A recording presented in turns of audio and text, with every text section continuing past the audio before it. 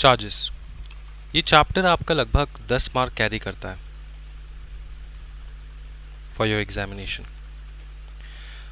Very beautiful concept, बहुत अच्छे से समझना है। एक बार समझ लोगे तो कोई टेंशन नहीं होगा, ठीक है। चार्जेस, ये जो चार्जेस का सेक्शन है ये है 77 से लेकर स्टार्ट होता है 87 तक जाता है, 87 में क्लोज हो जाता है। ये finishing section for the charges. तो 77 से लेकर 87 तक हम लोग कंप्लीट करेंगे। सबसे पहले मैं तुमको एक बैकग्राउंड चेक दे देता हूँ प्रॉपरली कि चार्जेस होता क्या है, किस प्रकार से चार्जेस का हम लोग क्रिएट करते हैं, चार्जेस की meaning, definition, types of charges, सब कुछ देखेंगे। सबसे पहले कंसेप्ट को समझते हैं। चार्जेस, पकड़ लो तुम्हारा कंपनी है, कंपनी है ए लिमिटेड, ओके। तुमको चाहिए लोन, तुम लोन के लिए गए बैंक के पास, ठीक है। तुम गए बैंक के पास फॉर लोन। बैंक ने कहा लोन तो दे देंगे लेकिन कुछ तो तुमको गिरवी रखना होगा, कुछ तो तुमको गिरवी रखना होगा, मतलब सिक्योरिटी। सिक्योरिटी के लिए तुमको कुछ जो है रखना होगा, बिकॉज अगर तुम कंपनी फेल हो गए तो हम लोग रिकवर कैसे करेंगे, ठीक है। वहाँ पे आता है कंसेप्ट चार्जेस का। कंपनी क्या करता है, कंपनी के पास बहुत कुछ है, जैसे कि land, building, inventory, stock, raw materials, machines etcetera. ऐसे बहुत कुछ है कंपनी के पास। तो कंपनी जो है, पकड़ लो किसी भी एक चीज़ के ऊपर वो चार्ज क्रिएट कर सकता है, मतलब सिक्योरिटी दे के लोन ले सकता है। तो इसका मतलब ये होता है कि कंपनी बैंक से लोन लेने के लिए, कंपनी बैंक से लोन लेने के लिए कुछ ना कुछ सिक्योरिटी जमा करना होता है। अब वो जो सिक्योरिटी जमा करेगा वो सिक्योरिटी इनमें से कुछ भी हो सकता है, ठीक है। या तो लैंड, या तो building, inventory, stock, raw material, ठीक है। या तो land, building, inventory, stock, raw materials, machines etcetera, ठीक है। अब समझना एक चीज, ये जो पकड़ लो कंपनी ने अपने स्टॉक के ऊपर सिक्योरिटी डाल के उन्होंने लोन उठाया है। पकड़ लो कंपनी का स्टॉक जो है वो बैंक के पास सिक्योरिटी के हिसाब से डिपॉजिट है, एंड देन उन्होंने लोन उठाया, पकड़ लो 1 करोड़ का, 1 करोड़ लोन, ठीक है। अब ये जो स्टॉक डिपॉजिटेड है विद द बैंक, ये स्टॉक एक्चुअल में कंपनी से निकल के बैंक के पास नहीं जाता है, ये कंपनी के पास ही रहता है, ठीक है। कंपनी अपने चार्जेस के रजिस्टर में लिस्ट कर देता है, कंपनी अपने चार्जेस के रजिस्टर में नोट डाउन कर लेता है कि कंपनी का ये स्टॉक या फिर ये मशीन किसी लोन के अगेंस्ट सिक्योरिटी पे डिपॉजिट है। तो in times of scarcity, in terms of really bad situation, जब कंपनी बंद होने लग जाए, है ना, तब अगर लोन का अमाउंट रिकवर ना कर पाए बैंक, तो वो क्या करेगा, वो स्टॉक या फिर वो मशीन जो है वो कंपनी बेच देगा। बेचने के बाद बैंक अपना पैसा जो है वो रिकवर कर लेगा। यह है कंसेप्ट ऑफ चार्जेस। अब चार्ज क्रिएट करने का एक इंपॉर्टेंट रीजन ये भी होता है कि कंपनी के जो इन्वेस्टर्स है या फिर कंपनी के जो कस्टमर्स है ना, कंपनी में जो इन्वेस्टर्स है, प्रेजेंट इन्वेस्टर, फ्यूचर इन्वेस्टर्स है, या तो कंपनी में जो कस्टमर्स है जो डील कर रहे हैं कंपनी के साथ, उनको कम से कम पता चले कि इस कंपनी का हालत कैसा है, फिनेंशियल हालत कैसा है, कंपनी क्या सच में डील करने के लायक है, कंपनी में इन्वेस्ट करने के लायक है, क्या बहुत ज़्यादा लोन उठा लिया, अपने सारे एसेट्स जो है वो गिरवी रख के बहुत ज़्यादा लोन उठा लिया, या फिर क्या है, प्रोसीजर क्या है, वो सारा चीज़, ठीक है। तो चार्जेस जो है, एक बार तुमने चार्जेस क्रिएट कर लिया, ये सिर्फ कंपनी के बुक्स में लिख के रख देना, it is not the solution, right. ये कोई तो एक मिडिल मैन होना चाहिए जो ये सब कुछ नोट करे, तो वो है ROC, रजिस्ट्रार ऑफ कंपनीज। वो क्या करता है, जब भी कंपनी कोई चार्ज क्रिएट करता है तो वो फॉर्म फाइल करता है। फॉर्म के सारे नाम जो है वो हम लोग बताएंगे, लेकिन अभी के लिए तुमको सिर्फ एक स्टोरी लेना है अंडरस्टैंडिंग के लिए। फॉर्म फाइल करेगा किसके पास? आरओसी के पास। कंपनी फॉर्म फाइल करेगा, कंपनी फॉर्म फाइल करेगा आरओसी के पास। ठीक है, कंपनी क्या करेगा? कंपनी चार्ज क्रिएट करने के साथ ही साथ आरओसी को बता देगा कि सर हम लोगों ने चार्ज क्रिएट कर लिया है। आरओसी उसको नोट डाउन कर लेगा। ठीक है, अब जैसे ही तुमने लोन उठाया, तुम पेमेंट तो करोगे ना, आज नहीं तो कल पेमेंट करोगे ही नहीं करोगे? करोगे। जैसे तुमने पेमेंट कर लिया उसको कहा जाता है सेटिस्फैक्शन ऑफ चार्जेस। क्या बताओ? Satisfaction of charge. Satisfaction of charge को भी तुमको बताना होता है आरओसी को, so that ROC note down कर ले इसको प्रॉपरली। समझ में आ रहा है?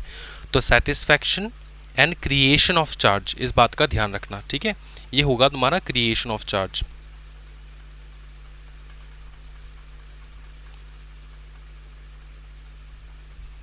Got it? ये क्लियर हो चुका है? चार्जेस ना दो प्रकार के तुम क्रिएट कर सकते हो। चार्जेस दो प्रकार के तुम क्रिएट कर सकते हो। एक प्रकार का चार्ज जो होता है, एक होता है तुम्हारा फिक्स्ड चार्ज, दूसरा होता है तुम्हारा फ्लोटिंग चार्ज, या फिर चार्जेस कह सकते हो तुम, फ्लोटिंग चार्जेस, फिक्स चार्जेस। ठीक है, फ्लोटिंग एंड फिक्स में डिफरेंस क्या है? कंपनी में कुछ चीज़ें जैसे कि लैंड, बिल्डिंग,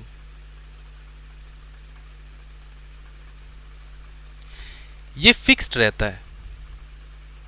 ये ऐसा तो नहीं होता कि ये लैंड बिल्डिंग जो है ये कभी कभार बेच दिया जाता है, फिर से खरीद लिया जाता है, फिर बेच दिया जाता है, फिर से खरीद, नहीं, कंपनी एक ही बार उस लैंड बिल्डिंग को खरीद के रख देता है। ये फिक्स्ड रहता है। इसलिए इसके ऊपर अगर तुमने चार्ज क्रिएट किया, इन प्रकार के एसेट्स के ऊपर अगर तुमने चार्ज क्रिएट किया तो वो होता है फिक्स्ड चार्ज। पकड़ ले, कंपनी ने क्रिएट किया चार्जेस अगेंस्ट इट्स इन्वेंटरी, ठीक है, या फिर अगेंस्ट इट्स रॉ मटेरियल। समझ में आ रहा है? Raw materials. तो इस प्रकार के एसेट्स के ऊपर अगर तुमने चार्ज क्रिएट किया, याद रखो इन्वेंटरी में तुम्हारा बहुत सारा सामान होता है, एक पर्टिकुलर सामान नहीं होता, बहुत सारे सामान होते हैं, राइट? बहुत सारे सामान होता है, अंडरस्टूड? बहुत सारे सामान होता है। एंड रॉ मटेरियल्स भी बहुत सारे होते हैं, रॉ मटेरियल्स भी बहुत सारे हो सकते हैं। क्या पूरा का पूरा इन्वेंटरी आप जो है वो चार्ज क्रिएट करोगे? नहीं, एक पर्टिकुलर पोर्शन का तुम चार्ज क्रिएट करोगे, राइट? पकड़ लो, ये वाला पोर्शन जो है इसका तुमने क्वांटिटी के हिसाब से तुमने चार्ज क्रिएट किया। ये पोर्शन पकड़ लो, पहला ये दो पोर्शन के ऊपर तुमने चार्ज क्रिएट किया। तो क्या ये पर्टिकुलर सामान के ऊपर तुमने चार्ज क्रिएट किया? नहीं, तुमने कंपनी के इन्वेंटरी के ऊपर जरूर चार्ज क्रिएट किया, लेकिन इस पर्टिकुलर सामान के ऊपर नहीं। तो कल जो है ये सामान जो है ये बिक सकता है, ये इन्वेंटरी से निकल के तुम कस्टमर तक जा सकता है, फिर से इसकी जगह दूसरा सामान आ जाएगा, है ना? तो क्या होता है कि ये जो एसेट्स है ना, ये मूविंग एसेट्स है, मूवेबल एसेट्स है। समझ में आ रहा है? तो इसमें सामान आता जाएगा, हम लोग बनाते रहेंगे, इसमें इन्वेंटरी भरते रहेंगे, एंड ये सामान निकल के कस्टमर तक जाता भी रहेगा। इसमें कोई रुकावट नहीं है, ये फिक्स्ड नहीं है, ये एक जगह पे बैठता नहीं है, ये फ्लोट करता रहता है। समझ में आ रहा है? तो अगर तुम अब देखो, जो लेंडर होता है ना, उसको कोई टेंशन वाली बात नहीं है, क्योंकि उसने एक पर्टिकुलर अमाउंट, पर्टिकुलर स्टॉक के ऊपर, इन्वेंट्री के ऊपर, रॉ मटेरियल के ऊपर उन्होंने चार्ज क्रिएट किया है। ठीक है, रॉ मटेरियल या फिर इन्वेंट्री जो है इन अ लार्जर सेंस, वो पूरे जो लॉट है उसके पास, पूरा जितना भी सामान है उसको कहा जा रहा है। तो उसके एक पर्टिकुलर पोर्शन के ऊपर ही चार्ज लगता है, राइट? एक पर्टिकुलर सीधा, जैसे लैंड के ऊपर, सीधा यही लैंड के ऊपर चार्ज क्रिएट कर दिया, यही एक बिल्डिंग है, इसके ऊपर चार्ज क्रिएट कर दिया, ऐसा नहीं होता। इन्वेंट्री तो एक दो आइटम नहीं होते, बहुत सारे होते हैं ना, तो एक पर्टिकुलर पोर्शन के ऊपर लगता है। तो क्या किसी भी इस इन्वेंट्री में पकड़ लो आइटम है A B C D, है ना? क्या इसके ऊपर चार्ज क्रिएट हुआ है? नहीं, टोटल इन्वेंट्री के ऊपर चार्ज क्रिएट हुआ है, लेकिन इसके एक पर्टिकुलर आइटम के ऊपर तो चार्ज क्रिएट नहीं हुआ है। तो इसको कहा जाता है फ्लोटिंग चार्ज। इसको क्या कहा जाता है बताओ? Floating charge. ये फ्लोट होता रहता है, समझ में आ रहा है, ये फ्लोट होता रहता है। अब तुम कहोगे सर ये फ्लोट अगर होता रहेगा तो कंपनी जो है या फिर लेंडर जो है, कंपनी भरोसा कैसे दिलाएगा लेंडर को कि यार ये तो फ्लोट हो रहा है, कि मतलब इसमें कोई रिस्क डेंजर सिचुएशन तो नहीं है कि लेंडर को घाटा हो जाए। आंसर है नहीं। क्या होता है कि ये जो फ्लोटिंग ऑफ चार्जेस होते हैं, जितने भी फ्लोटिंग चार्जेस होते हैं ना, वो एक टाइम पे आके क्रिस्टलाइज हो जाते हैं।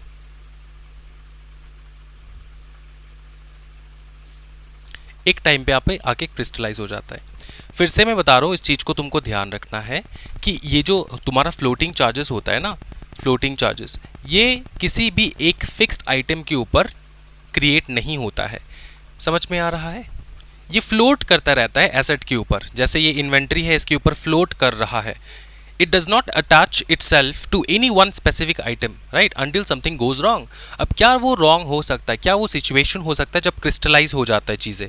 क्रिस्टलाइज होने का मतलब, क्रिस्टलाइज मतलब बता दो फटाफट। तुमने अगर पोकेमॉन वगैरह देख रखा है ना, तो क्रिस्टलाइज होने का मतलब क्या होता है? फ्रीज हो जाना। क्या हो जाना? फ्रीज हो जाना।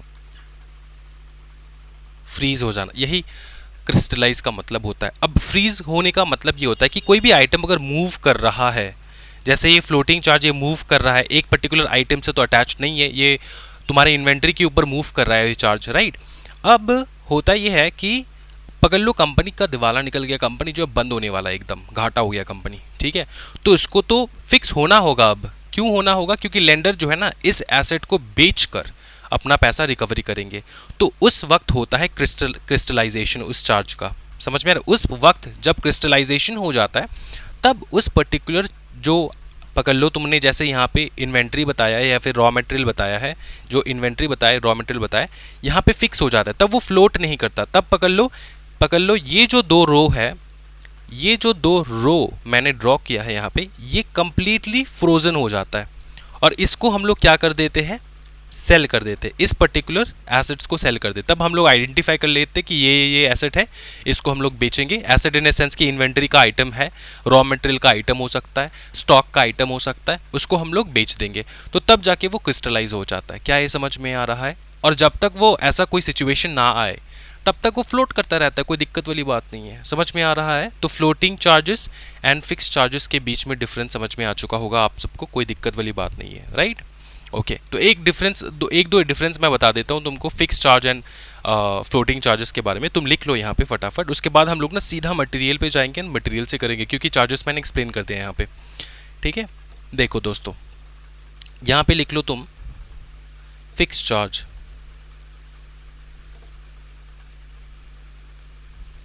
यहाँ पे लिख लो तुम फ्लोटिंग चार्ज।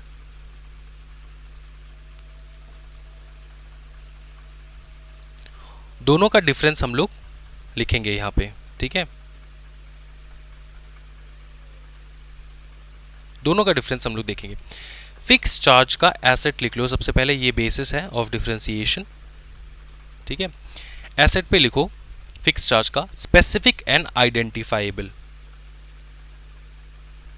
एक स्पेसिफिक होता है एंड आइडेंटिफाइबल।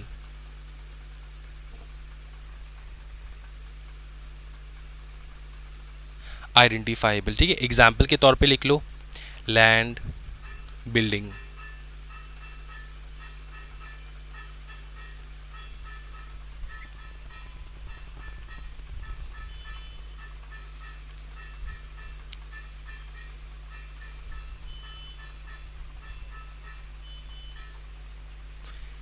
फ्लोटिंग चार्जेस में लिख लो जनरल एंड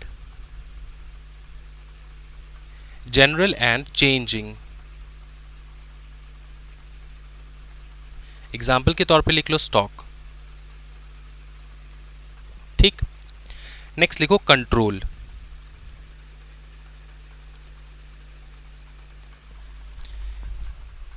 नेक्स्ट क्या लिखना है दोस्तों आपको? नेक्स्ट लिखना है आपको कंट्रोल, ठीक है। कंट्रोल में लिखो company cannot deal freely with the asset. Company cannot deal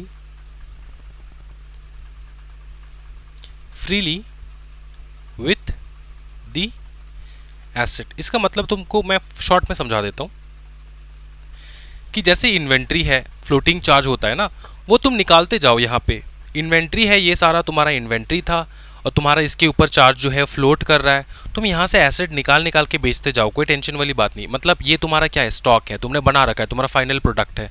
अब इसको तुम जो है इसके ऊपर ही तुमने चार्ज क्रिएट कर दिया, तो क्या इसको बेचोगे? नहीं बेचोगे ना, क्योंकि ये तो फ्लोट हो रहा है किसी एक पर्टिकुलर एसेट के ऊपर, किसी एक पर्टिकुलर स्पेसिफिक आइटम के ऊपर थोड़ी ना चार्ज क्रिएट हुआ है, इसके टोटल ओवरऑल जो है कैटेगरी के ऊपर चार्ज क्रिएट किया गया है। ठीक है, तो ये निकाल के बेचते जाओगे, कोई टेंशन वाली बात नहीं। लेकिन जब फिक्स्ड वाले चार्ज आते हैं ना, जैसे लैंड, बिल्डिंग या फिर कोई मशीनरी हो जाए, ठीक है, उसके ऊपर फिक्स्ड चार्ज लग जाता है। तो फिक्स्ड चार्ज लगने से क्या होता है, फिक्स चार्ज लगने से तुम्हारा जो एसेट है उसको तुम फ्रीली डील नहीं, अपने मन मर्जी के हिसाब से डील नहीं कर सकते, राइट। उसको यूज़ नहीं कर सकते, उसको उस एसेट को यूज़ करना होगा तो तुमको लैंडर का परमिशन भी चाहिए होगा इन सर्टेन केसेस। ऐसा नहीं कि कंप्लीटली रेस्ट्रिक्शन है, लेकिन कंप्लीट फ्रीली भी नहीं है। ठीक है, यहाँ पे फिक्स्ड हो जाता है, तो फिक्स्ड होने के मतलब ये होता है कि ये इसका जो है कंट्रोल तुम्हारा लेंडर के ऊपर भी होता है, जो मैं पैसा देता है इसके बदले, राइट। तो ये यूज़ करो तुम, ये तुम्हारे पास ही रहेगा, कंपनी के पास ही रहेगा। ये ऐसा नहीं है कि ये निकल के कंपनी से, हाथ से निकल के वो लेंडर के पास चला जाएगा, ऐसा नहीं होता है, कंपनी के पास ही रहेगा। लेकिन इसके ऊपर कुछ रिस्ट्रिक्शंस लग जाते हैं, इसलिए यहाँ पे हम लोगों ने लिखा है company can not deal freely with the asset. ये समझ में आ चुका होगा तुमको, कोई टेंशन वाली बात नहीं है। नेक्स्ट हम लोग देखेंगे यहाँ पे कंट्रोल हो गया। कंट्रोल फ्लोटिंग चार्जेस में देखो, company can use sell, company can use या फिर सेल लिखो, कंपनी कैन यूज या फिर सेल या फिर move the asset in normal course. In normal course, normal course मतलब नॉर्मल तुम्हारा डे टू डे एक्टिविटीज़ में तुम इसको सेल कर सकते हो, ठीक है, मूव कर सकते हो। इन नॉर्मल कोर्स, क्या है, समझ में आ रहा है? हाँ जी। अच्छा, अब देखो रजिस्ट्रेशन लिख लो फटाफट, और एक दो डिफरेंस है इसका मैं बता देता हूँ फटाफट। ठीक है, रजिस्ट्रेशन लिख लो।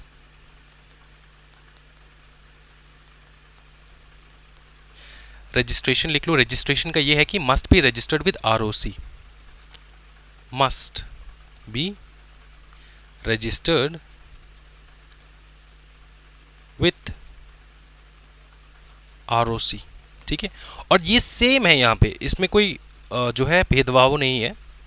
Must be registered with ROC. ठीक है, और लास्ट एक जो तुमको याद रखना है वो क्रिस्टलाइजेशन, वो है crystallisation.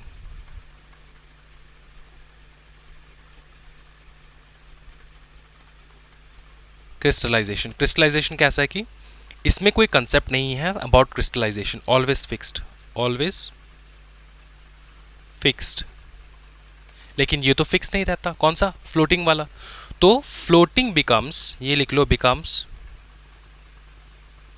Fixed, becomes fixed when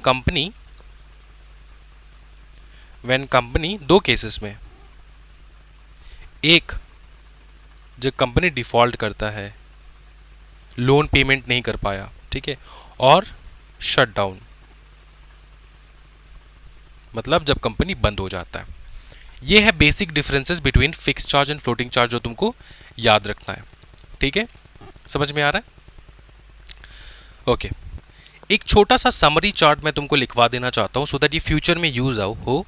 हम लोग ये पूरा चैप्टर यहाँ से करेंगे, नोट से करेंगे हम लोग, लेकिन इससे पहले मैं एक छोटा सा समरी चार्ट बता देता हूँ जो बाद में आगे जाके हम लोग एक्सप्लेन करेंगे समरी चार्ट को। ठीक है, इसको लिख लो, समरी चार्ट। अब एक बात बताओ दोस्तों, चार्ज अगर तुमने क्रिएट किया है, ठीक है, तो तुमको आरओसी को बताना होता है, ये सबको पता है। तो सबसे पहला लिख लो क्रिएट, लिख लो क्रिएट चार्ज। चार्ज क्रिएट हुआ, किसको बताओगे? फटाफट आरओसी को बता देना है। किसको बताना है? आरओसी को। तो फाइल विथ आरओसी लिख दो, ठीक है, आरओसी फाइलिंग लिख दो, या फिर आरओसी, एक काम करो ये लिख दो, file with ROC, file with ROC. ठीक है, समझ में आ चुका है। फॉर्म लिख लो, form number CHG1, CHG1। Chapter के नाम के ऊपर फॉर्म का नाम होता है, इसको हमेशा याद रखना। शेयर होल्डर वाले चैप्टर में तुम देखोगे SH से आता है सारे फॉर्म्स, डायरेक्टर वाले चैप्टर से अलग, चार्जेस वाले चैप्टर में से अलग। तो जिसका जिस प्रकार से नाम होता है उसके उस हिसाब से, उस चैप्टर के हिसाब से तुम्हारे फॉर्म के नाम होते हैं, ठीक है। अच्छा, ये CHG1 हो चुका है। टाइम लिमिट लिख लो। अभी तो मैंने तुमको पढ़ाया नहीं टाइम लिमिट, लेकिन यहाँ पे थोड़ा समरी चार्ट बना के रख देता हूँ, तुमको बाद में बहुत काम में आएगा। ये टाइम लिमिट है कितने दिन के अंदर अंदर, with in 30 days, with in 30 days, 30 days. और ये जो 30 डेज है ना, ये एक्सटेंडेबल है up to 120 days, extendable, extendable up to 120 days, extendable up to 120 days. इस बात का तुमको ध्यान रखना है। चार्जेस का टाइम जो है वो, ये एक्सटेंडेबल जो है ना, ये फीचर है, ये फीचर तुमको एक्स्ट्रा, तुमको फ़ी पे करने के बाद ही तुमको मिलेगा फैसिलिटी। इस बात का ध्यान रखना है, ठीक है। तो ये हो गया पहला। दूसरा है, एक बार चार्ज क्रिएट हो गया तो तुम लोन तो रीपे करोगे, लोन रीपे करोगे कि नहीं करोगे, हाँ। तो लोन रीपे करने के बाद तुमको करना होता है सेटिस्फैक्शन ऑफ चार्ज, ठीक है। ये आता है तुम्हारा लोन रीपेमेंट का पीरियड, तो इसको हम लोग लिखेंगे satisfaction of charge,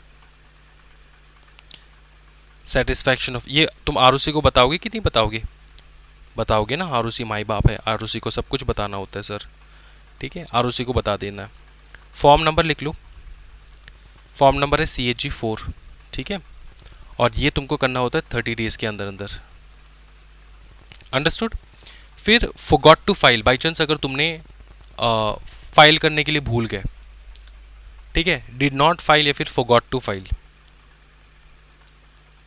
did not file या फिर फॉरगॉट टू फाइल। एकदम बेसिक भाषा में तुमको लिखा रहा हूँ, सो द एग्जामिनेशन में तुम अच्छे से लिख के आ पाओ, ठीक है। तो क्या हो जाएगा, अप्लाई टू CG, CG मतलब सेंट्रल गवर्नमेंट, याद रखना, अप्लाई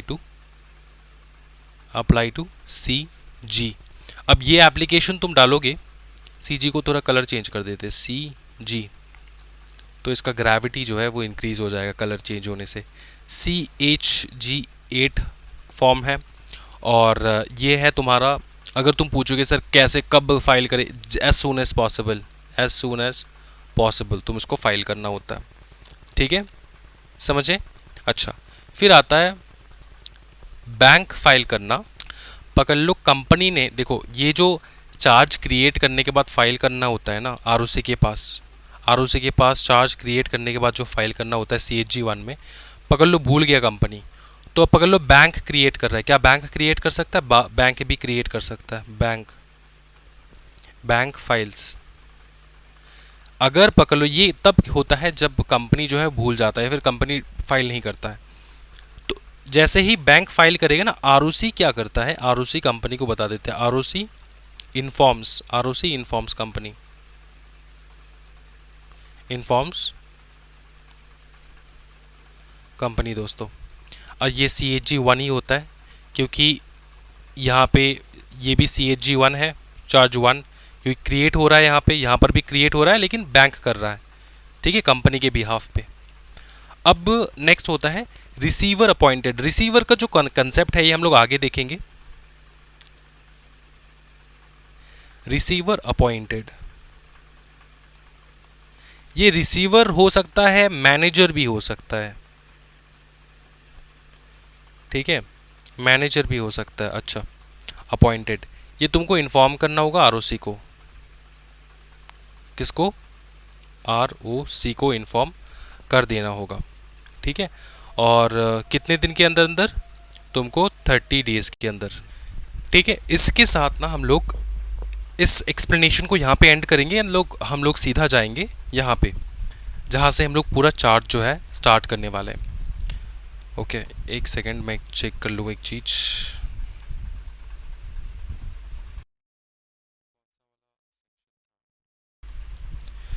यहाँ पे 69 ये कर लेंगे पहले।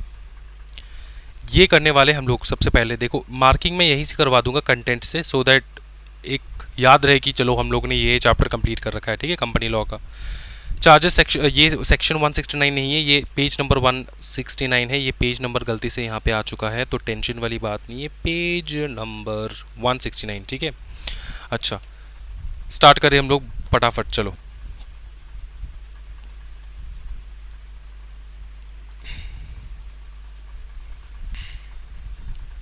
ओके,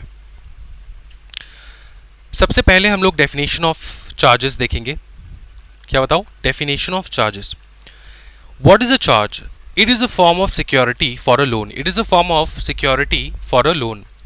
A company, जिसको हम लोग कहते हैं borrower, create करता है एक right on its present या फिर future asset, properties, undertaking in favor of a loan, जो lender lend करता है, ठीक है।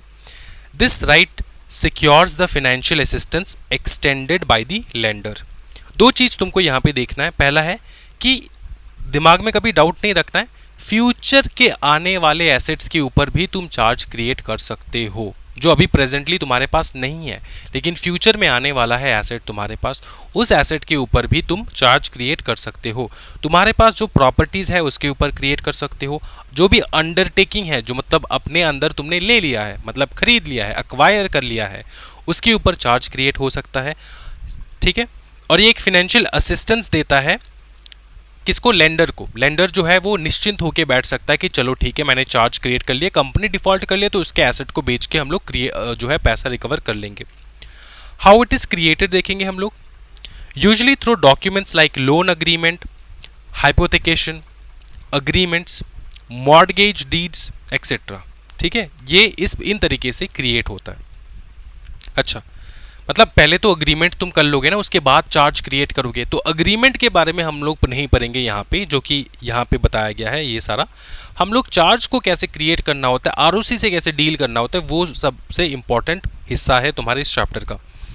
अच्छा, ये जो चार्ज का डेफिनेशन है ना, ये अलग अलग एक्ट में अलग अलग प्रकार से लिखा है, तो एक दो डेफिनेशन हम लोग देख लेंगे। सबसे इंपॉर्टेंट है the transfer of property act 1882 section 100। वहाँ पे क्या लिखा है?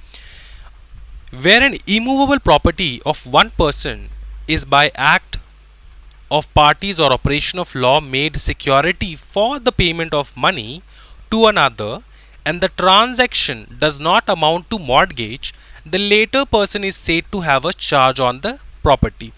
अच्छा, mortgage एक similar concept है जो बहुत सारे students या फिर लोग confuse हो जाते हैं with charge। मॉर्गेज अलग होता है, चार्ज अलग होता है। इसका हम लोग सिंपल से यहाँ पे ना डिफरेंस जो मैंने लिखवा रखा है वो मैं तुमको दिखा दूंगा, सो दैट पहले से ये कंसेप्ट क्लियर हो जाए। देखो, मॉर्गेज एंड चार्ज, ठीक है।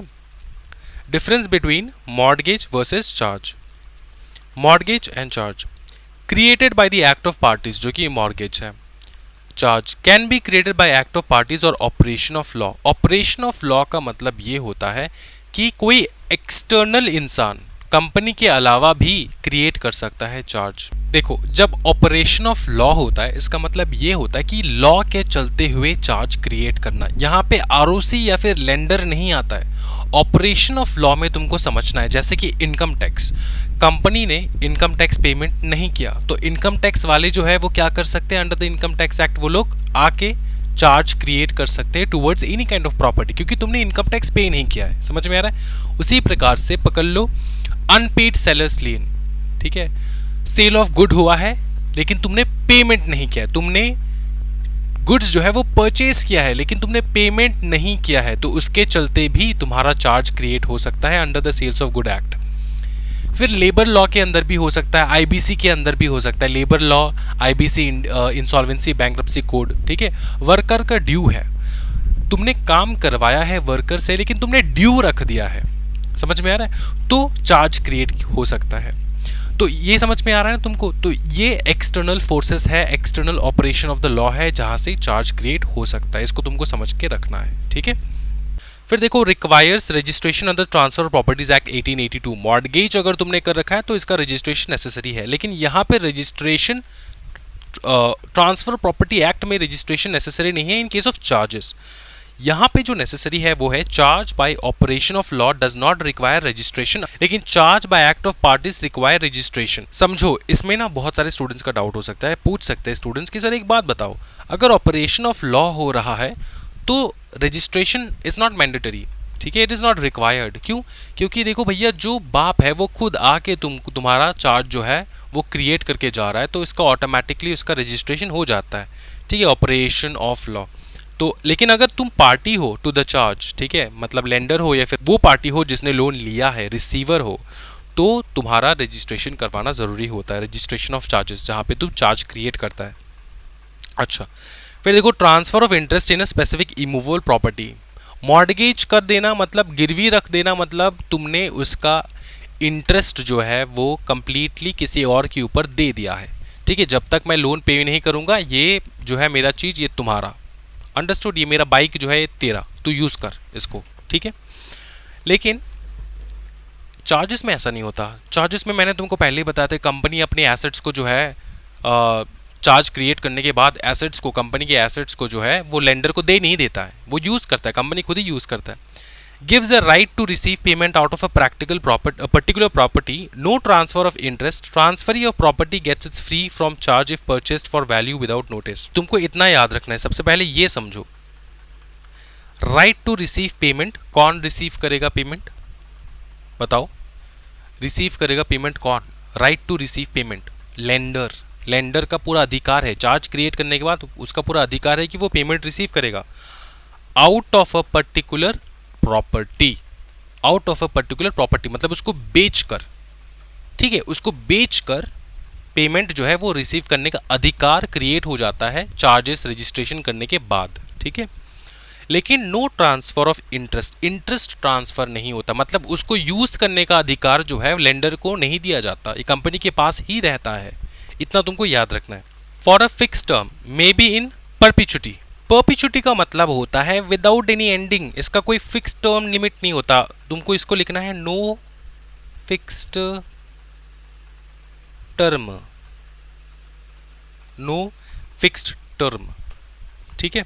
जैसे मैंने तुमको समझाया है, कंपनी अगर डूब जाए, है ना, कंपनी अगर आज डूब जाए तो एसेट को आज सेल करना होगा।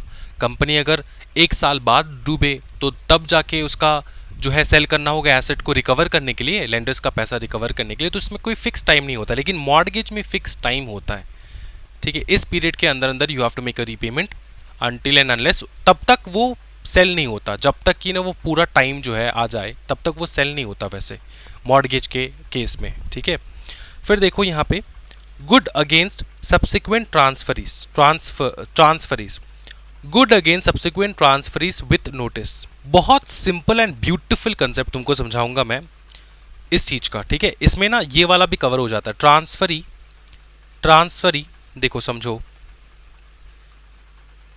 ये वाला पोर्शन जो है, transfer of property gets its free from charge if purchased for value without notice.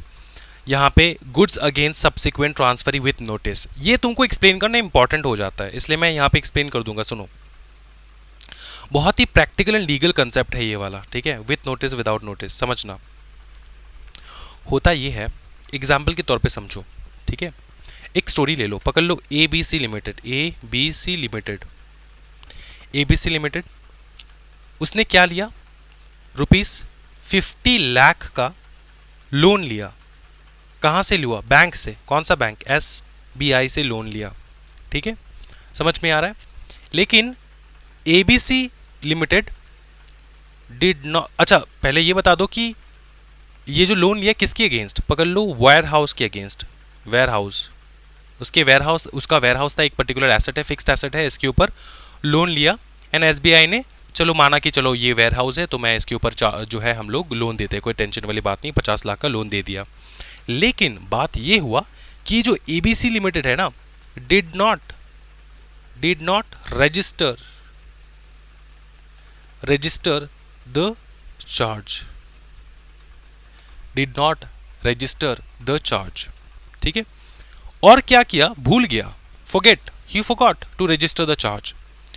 अब ABC लिमिटेड ने कुछ टाइम बाद इस वेयर हाउस को सेल कर दिया, sold warehouse, to mister Putin. Mister Putin को उसने सेल कर दिया। ठीक है, समझ में आ रहा है? अब समझो एक चीज, मिस्टर पुतिन को पता था, ठीक है, ही वॉज अवेयर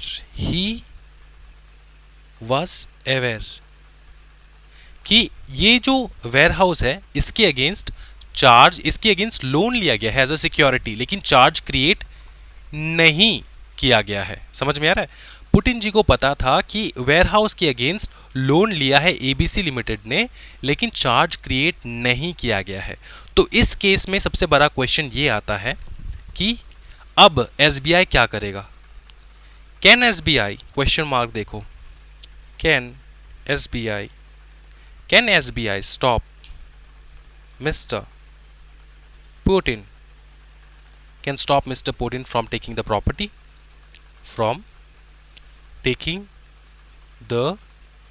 इस केस में है warehouse.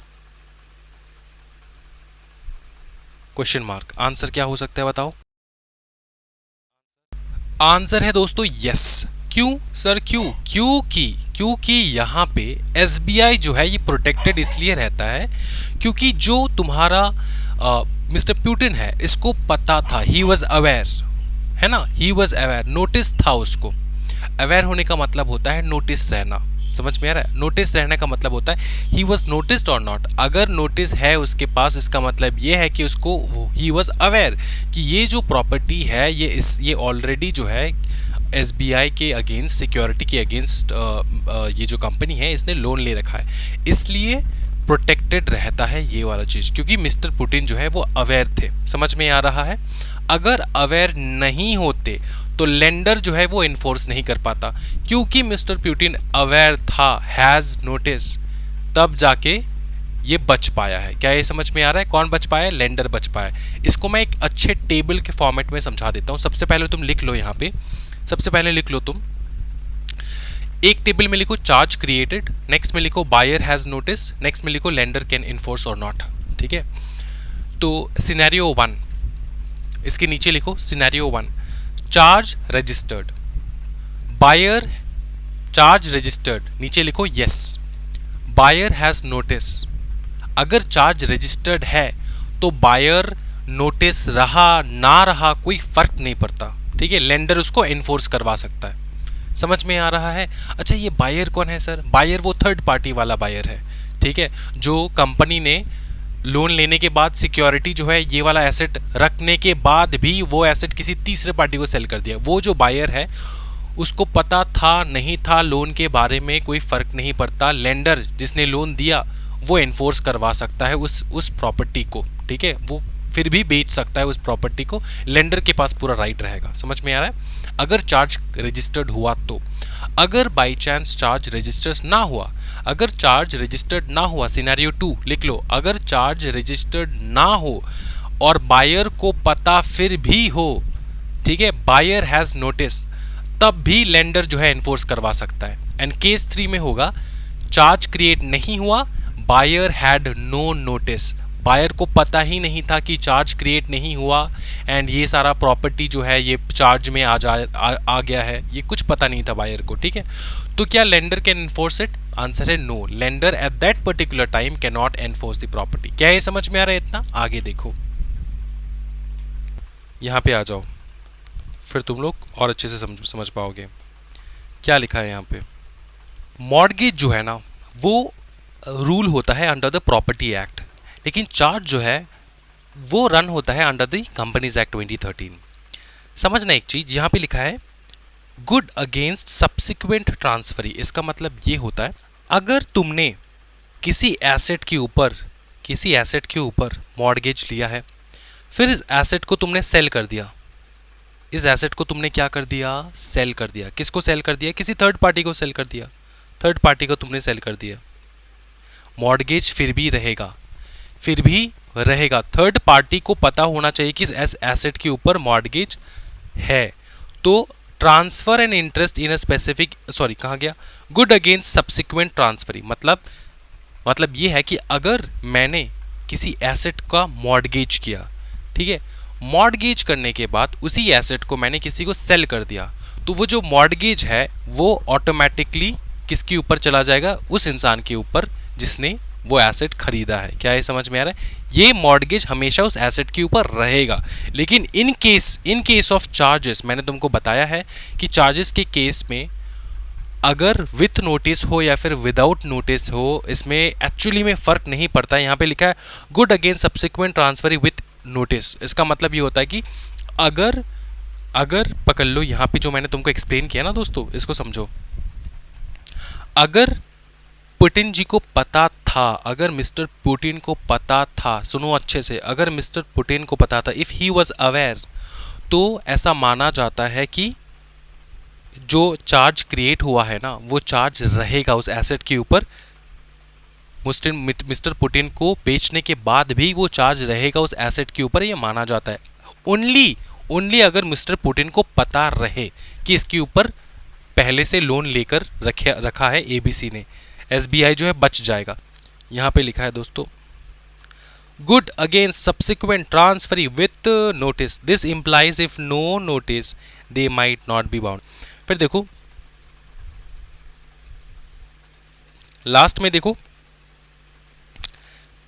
simple mortgage implies personal liability unless excluded. In case of charges, no personal liability created. Where charge results from contract, personal remedy may exist. Simple चीज़ है, नो पर्सनल लाइबिलिटी, और mortgage में personal liability होता है। यहाँ पे कोई personal liability होता नहीं है, किसी इंसान का कोई पर्सनल लाइबिलिटी नहीं है। लेकिन पर्सनल लाइबिलिटी मॉर्गेज के केस में, जो इंसान मॉर्गेज करवा के अपने एसेट को मॉर्गेज करवा के लोन लेता है, उसके ऊपर पूरा पर्सनल लाइबिलिटी रहता है लोन के रीपेमेंट का। लेकिन इन केस ऑफ चार्ज वो पर्सनल लाइबिलिटी नहीं रहता है for the person who is taking the loan. तो ये है basic difference between mortgage and charges. ठीक है, ये समझ में आ चुका है। I hope there is no doubt at all.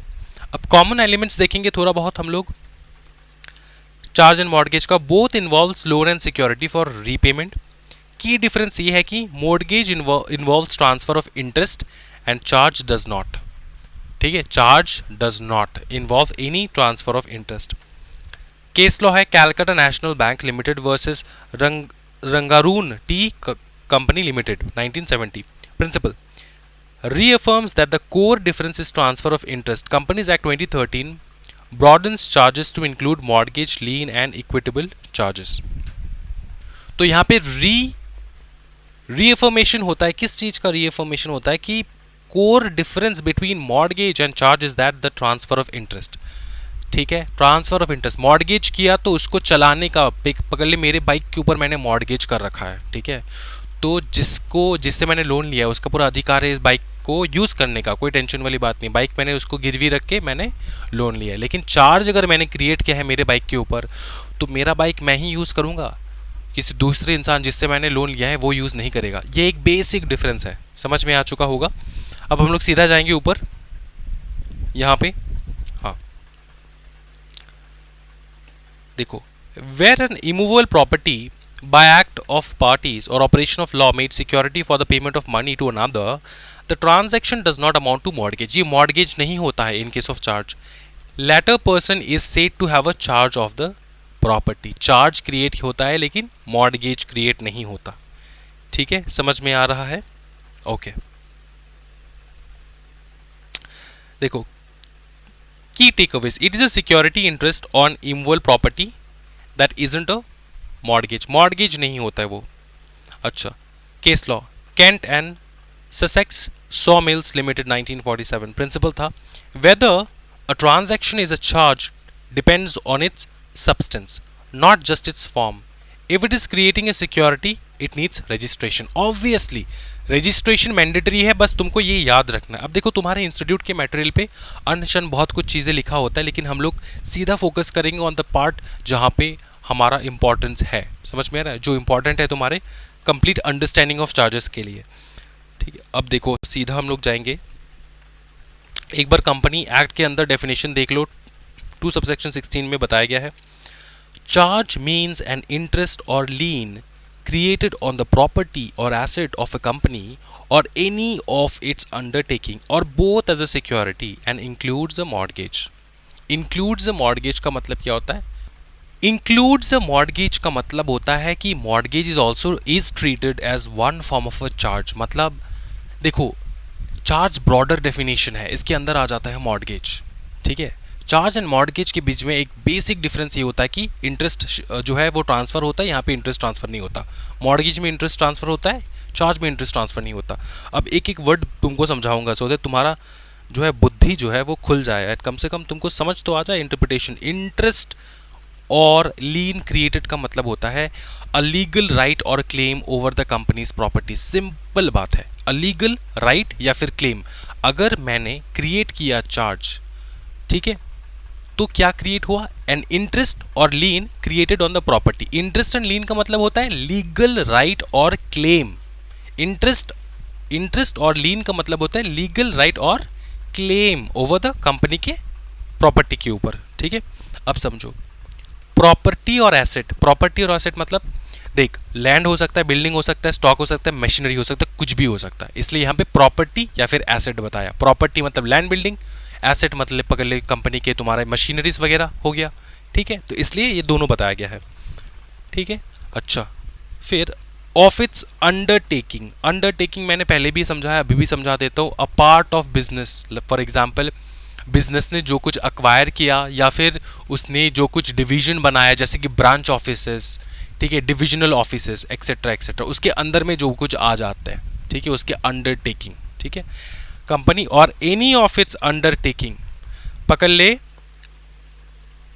Company S ने लोन लिया। ठीक है, कंपनी एस का जो ना बहुत सारे ब्रांच है, मुंबई, नागालैंड, असम, वेस्ट बंगाल, बहुत सारे ब्रांचेस है। अब कंपनी मेन जो जहां पे उसने लोन लिया वो है तमिलनाडु में। तमिलनाडु में उसने लोन लिया। ठीक है, तमिलनाडु के किसी भी एसेट पे उसने क्या नहीं क्रिएट किया? चार्जेस। उसने अपने अंडरटेकिंग के एसेट के ऊपर चार्ज क्रिएट किया। पकड़ ले कलकत्ता जो वेस्ट बंगाल है, इसमें जो उसका फैक्ट्री है, उसके किसी एसेट में उसने चार्ज क्रिएट किया। तो समझ में आ रहा है? तो या तो ऑफ अ कंपनी और एनी ऑफ इट्स अंडरटेकिंग, या तो कंपनी की एसेट, तमिलनाडु में जो कंपनी है उसके एसेट पे, या तो उसके अंडरटेकिंग के किसी एसेट में। समझ में आ रहा है? और बोथ एज अ सिक्योरिटी, मतलब या तो खुद उसके अपने तमिलनाडु के कंपनी में भी, फैक्ट्री में भी एसेट को तुमने चार्ज क्रिएट किया, एंड तुम्हारे अंडरटेकिंग के एसेट पे भी चार्ज क्रिएट किया। तुमने जो लोन लिया बहुत बड़ा अमाउंट है, इसलिए तुमने तुम्हारा ओरिजिनल जो तमिलनाडु में तुम्हारा फैक्ट्री है वहाँ पर भी तुमने चार्ज क्रिएट किया। तुम्हारा जो डिविजनल ऑफिसेस है जहाँ पे वेस्ट बंगाल में है, वहाँ पर भी तुमने क्या किया बताओ ना? चार्ज क्रिएट किया। तो बोथ, या तो कंपनी के एसेट पे, या तो कंपनी की प्रॉपर्टी या फिर एसेट पे, या तो उसके अंडरटेकिंग या के प्रॉपर्टी या फिर एसेट पे, या तो दोनों as a security.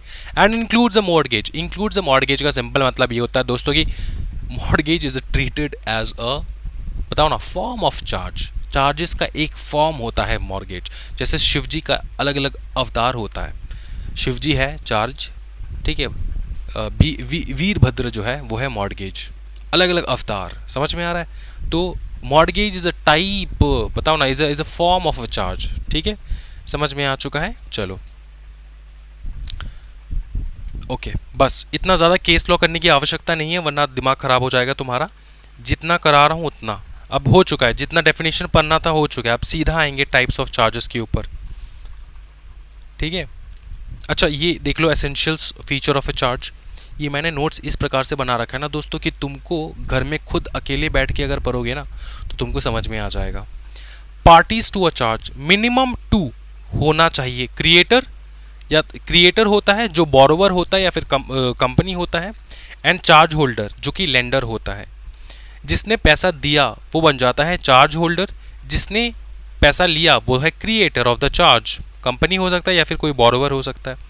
Subject matter, property on which the charge is created can be current या फिर फ्यूचर। ये मैंने पहले भी एक्सप्लेन किया है कि जो प्रॉपर्टी है वो करंट प्रॉपर्टी भी हो सकता है, फ्यूचर भी हो सकता है, future asset and properties. Agreement, a formal agreement between parties specifying the security for debt repayment and interest. ठीक है, इंटरेस्ट कितना लोगे, रीपेमेंट कितना होगा, और कौन सा रहेगा वो सिक्योरिटी जिसके ऊपर तुम चार्ज क्रिएट करोगे, इसके ऊपर एक अग्रीमेंट हो जाता है पहले ही। 2 प्रकार के बहुत ब्यूटीफुल चार्जेस होते हैं, एक है फिक्स्ड चार्ज, दूसरा होता है फ्लोटिंग चार्ज। फिक्स चार्ज मतलब it is a legal charge, nature तो लीगल ही होता है हमेशा। अब देखो meaning, security over certain specific property covers a certain and definite asset, मतलब पता है कि कौन से एसेट के ऊपर, पकड़ ले कंपनी के एसी के ऊपर चार्ज क्रिएट कर लिया, जितने भी कंपनी में एसी है पकड़ ले, ऑफिस हेड ऑफिस के 2 एसी के ऊपर चार्ज क्रिएट कर लिया, 1 लाख का लोन लिया फॉर एग्जाम्पल, और 2-2 लाख का एसी है फॉर एग्जाम्पल। सर इतना एक्सपेंसिव थोड़ी होता है, अरे है, सोच ले यार, ब्रांडेड है, मतलब वो भी फॉरेन वाला। अच्छा, तो हमको पता है फिक्स चार्ज में हमको पता होता है कि भैया इसके ऊपर चार्ज क्रिएट किया गया है, एक पर्टिकुलर एसेट के ऊपर, एक पर्टिकुलर प्रॉपर्टी के ऊपर चार्ज क्रिएट किया गया, हमको पता रहता है। Covers a certain and defined asset at the time of creation. फिर देखो fixed asset like land, building, plant, machinery सब आ जाता है। Priority has priority over floating charges, floating charges के से ज़्यादा प्रायोरिटी फिक्स चार्ज का रहता है। इसका मतलब ये होता है कंपनी डूब गया तो सबसे पहले फिक्स चार्ज बेचा जाएगा, फिर जाके फ्लोटिंग चार्जेस के बारे में सोचेंगे। डिस्पोजिंग ऑफ एसेट्स, मॉर्गेजर मतलब जो कंपनी होता है can not dispose the property without the charge holders consent. Sir आपने तो अभी बोला था कि ये मॉर्गेज नहीं है, ये जो मॉर्गेजर लिखा है ना, ये ऐसे बोलने के लिए लिखा है, ऐसा मॉर्गेज है नहीं है, ये चार्ज होल्डर भी नहीं है क्योंकि ये कंपनी है, चार्ज क्रिएटर है।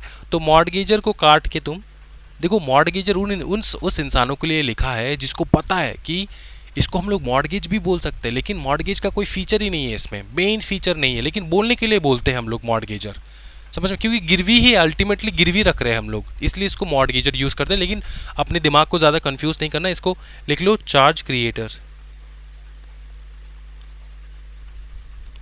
जो है कैन। अब देखो चार्ज क्रिएटर का नाम भी जो है ना वो ज़्यादा एक्यूरेट नहीं है, क्यों? क्योंकि पकड़ ले जिसने लोन लिया उसने चार्ज क्रिएट ही नहीं किया, तो जो लोन दे रहा है वो चार्ज क्रिएट कर रहा है।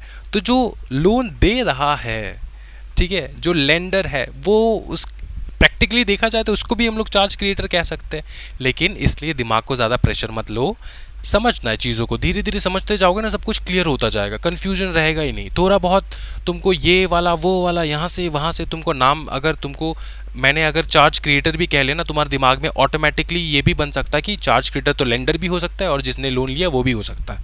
लेकिन इस केस में जहाँ पे हम लोग यहाँ पे बात कर रहे हैं डिस्पोजिंग द एसेट, डिस्पोज कौन कर रहा है एसेट?